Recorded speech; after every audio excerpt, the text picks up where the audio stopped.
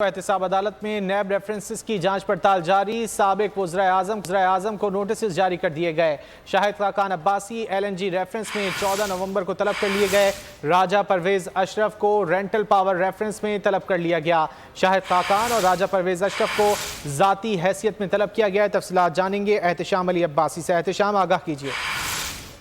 हाजी बिल्कुल, एहतसाब अदालत में नैब रेफरेंसेस की जांच पड़ताल जारी है। साबिक वज़ीर-ए-आज़म को नोटिस जारी। एहतसाब अदालत 1 और 3 ने 2 साबिक वज़ीर-ए-आज़म को नोटिस जारी कर दिए हैं। एहतसाब अदालत 1 ने शाहिद खान अब्बासी को LNG रेफरेंस में 14 नवंबर को तलब कर लिया।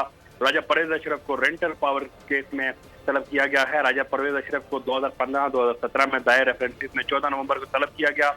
2017 और 2016 में दायर रेफरेंसेस में एहतसाब अदालत ने राजा परवेज अशरफ को 12 अक्टूबर को तलब कर लिया।